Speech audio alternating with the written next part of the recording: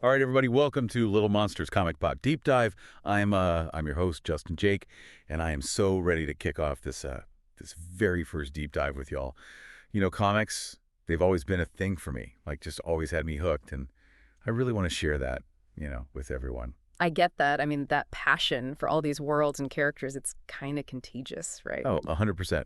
And speaking of like infectious passion, I'm so stoked to be here with Mary Dunst. Seriously, she's like a walking comic book encyclopedia. Mary, thanks for joining me on this. Thanks for having me. This is going to be fun. I can already tell. Oh, I have no doubt about that. Okay, so to kick off our first deep dive, we're going for a show that's been making waves. Invincible. It's on Amazon Prime, and it's animated. And I know what you might be thinking, another superhero show.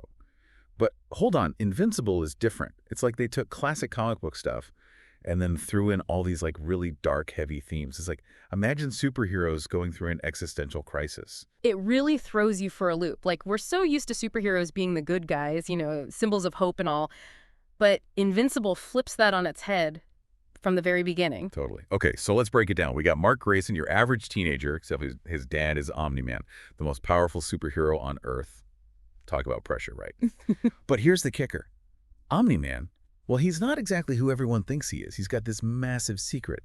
And the Viltrumites, this alien race, yeah, they're involved, and they are not here for peace talks. That twist, I mean, it changes everything. Like, the whole idea of this young hero following in his dad's footsteps, suddenly it's all about this dark side of power, about questioning everything you thought you knew. It's like the ultimate betrayal, right?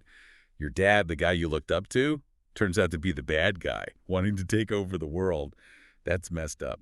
But before we get into all that emotional stuff, can we just talk about how the show looks for a sec? The animation style just hit me right away. It's so vibrant, you know? It reminds me of those Saturday morning cartoons we all grew up with. But then, bam, you get these scenes, super graphic, super violent, that completely clash with that whole vibe. Yeah, that contrast is definitely deliberate. It makes you think, Like, Yeah. you're comfortable with the animation style, then suddenly you're smacked with the reality of what these characters are dealing with. It's jarring for sure, but it also really drives home the main themes of the show. Don't judge a book by its cover, and even with superheroes, things aren't always so black and white. It's seriously clever. Mm. And speaking of things that are clever and kind of creepy, did you catch those title cards at the beginning of each episode? Mhm. They started pretty normal, but as the series goes on, they get bloodier and bloodier, almost like they're reflecting how dark the story's getting. It's subtle, but yeah, it's a powerful way to show how the stakes are getting higher and how everything's kind of spiraling into chaos. Right. So now let's talk about Mark Grayson himself. Yeah. He's just trying to survive high school, right? School, friends, relationships, all that stuff. But at the same time, he's got these new powers, this whole legacy to figure out. And, oh yeah, his dad's a supervillain. That's a lot to handle. It really is. But I think what makes Mark such a great character is that he keeps going. He's constantly being pulled in different directions, having to make impossible choices, but he never stops trying to do what he thinks is right, even when it's not clear what right even means anymore. He's definitely someone you want to root for, even when he messes up. And you know what else is definitely not a mess up? This cast. Stephen Yeun is Mark. J.K. Simmons is Omni-Man. Yeah. Sandra's late. Oh, is Debbie Grayson. Like, are you kidding me? That's a dream team right there. They're incredible. The voice acting just adds so much to the characters. You can really feel their emotions, the struggles, how vulnerable they are, all through their voices. It's another level. It's like they're not even acting, they're living it. Okay, but we got to give credit where it's due. The brains behind Invincible, the guy who made it all happen, that's Robert Kirkman. And if that name sounds familiar, it's probably because he also created, a little comic called The Walking Dead. And just like with The Walking Dead, Invincible doesn't shy away from the darker sides of humanity. Sure, it's a superhero story, but it's also about family, about betrayal, about the very real consequences that come with having power. It's definitely not your typical happy-go-lucky superhero stuff. Oh. And speaking of not typical, Season 2 comes in swinging with a new villain, Angstrom Levy. This guy, he can travel between dimensions, and let me tell you, that opens up a whole new can of worms. Sometimes, literally. Angstrom Levy is a trip. He's not just some power-hungry baddie. He's got this warped sense of justice, like he genuinely believes he's doing the right thing, even when he's causing mass destruction. And that's what makes him so dangerous, right? You can almost see where he's coming from, even if you don't agree with his methods. Exactly. He's complex, and he forces us to think about the idea that even with good intentions, you can still end up doing a lot of harm. Right, so we've got the basics of Invincible down. The story, that cool animation style, those increasingly bloody title cards, and the characters that make it all so interesting. But before we move on, I want to leave you with something to think about. Imagine you're in Mark's shoes. You just found out your dad, your superhero dad, is actually a villain. What do you do? How do you Oh, even begin to process that? that goes beyond superheroes, you know? That's about the core of human relationships. Trust, loyalty, trying to make sense of the world when everything's suddenly upside down. Heavy stuff. We'll be back in a flash to dive deeper into all of that and more. Stay tuned, little monsters. All right, we're back, little monsters, still deep diving into Invincible. We left off with a bit of a cliffhanger, didn't we? What happens when dear old dad is out to conquer the planet? Yeah, that's not exactly a typical family issue, is it? But that's what gets me about this show. It just throws these really heavy moral questions at you. This isn't your average, good versus evil superhero thing. It's about all the messy stuff in between. Like what happens when power and family collide? It gets messy, that's for sure. And I mean literally messy. Remember that scene, like the first episode, Omni-Man just wipes out the entire Guardians of the Globe? Brutal. Oh, absolutely. It's like a statement right from the start. Yeah. This isn't the world where the good guys always win or where things always end neatly. And it completely flips what we expect from Omni-Man. You think he's going to be like Superman, right? All-powerful, good, the classic hero, then boom, he turns out to be ruthless, almost like a monster. It makes you think twice about what it really means to be a hero. Right. And it makes you wonder, is Omni-Man just bad because he's a Viltrumite? Or is it, did he learn to be this way? Did his culture make him like this? Nature versus nurture, right. Big question. And the show, it doesn't give you any easy answers. But that's part of why it's so good. It makes you think for yourself, challenge what you think you know about good and evil. It does. Okay, so let's talk about some of the other characters for a minute. Because while Mark is definitely at the center of it all, there are so many other characters that really make this world feel, well, real. Absolutely. We've got Adam Eve, for example. Super powerful, super compassionate. She's trying to find her way, figure out what she's supposed to do with all that power. I think a lot of people can relate to that, even if we're not exactly saving the world every Tuesday. Yeah, her struggles feel really relatable, even with all the crazy stuff happening around her. Mm. And then there's William, Mark's best friend. He brings in some much-needed humor, but he also, I think, shows a different way of looking at the whole superhero thing.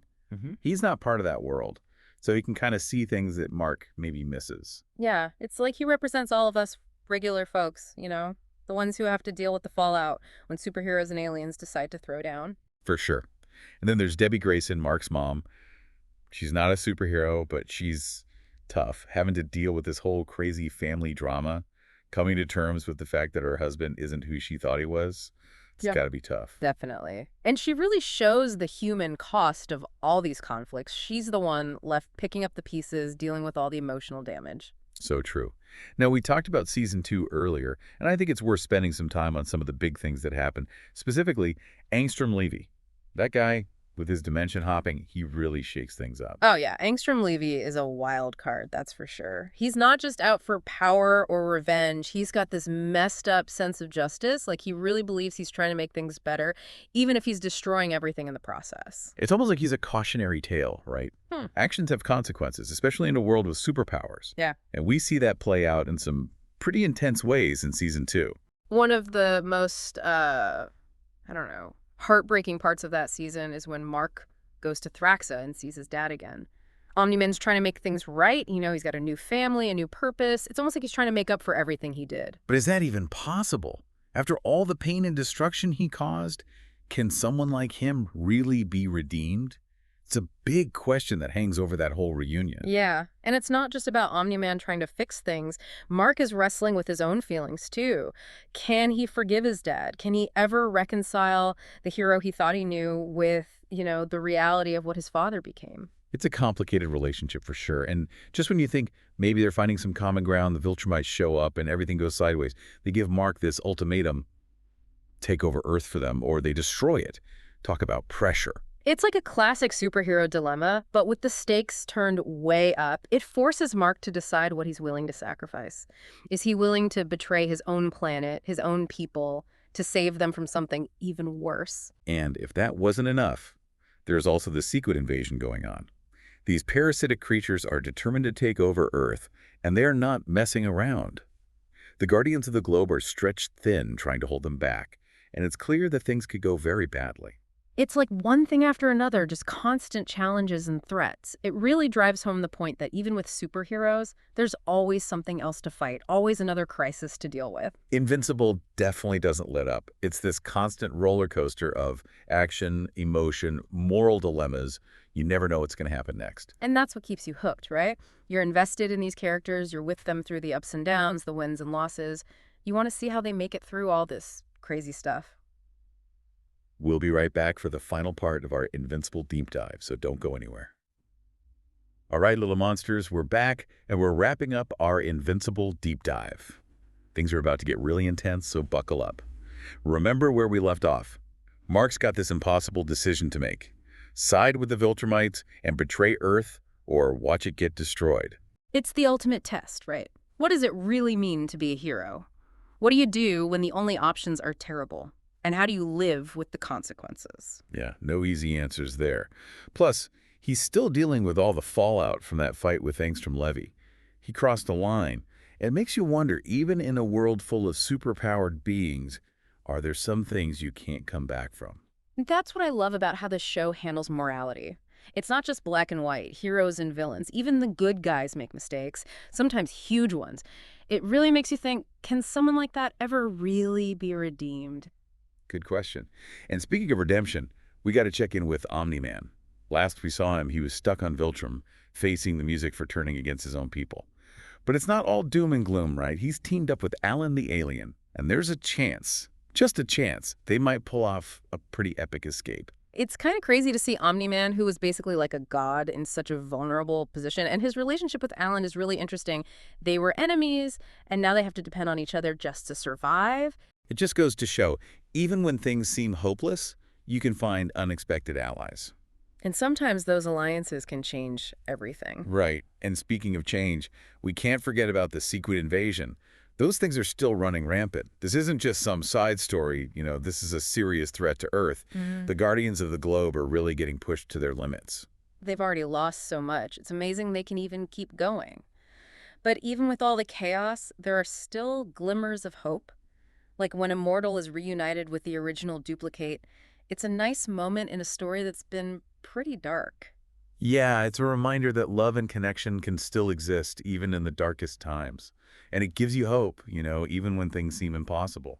And then there's Mark and Eve. They obviously care about each other, but there's just so much baggage, so much going on. It's hard to see how they can actually make things work. The classic will they, won't they, but with a superhero twist. I think a lot of people are rooting for them, but it's definitely not going to be easy. No kidding. But that's what makes Invincible so great. It's not just about the superpowers and the fights. It's about the characters, their relationships, how they deal with all the crazy stuff life throws at them. It's about family, loyalty, betrayal, and trying to find your place in a world that's completely unpredictable. Exactly. It makes you question what it means to be a hero, what happens when people in power make bad choices, and whether anyone can ever truly redeem themselves. And it doesn't give you any easy answers. It leaves you thinking, discussing, wanting more.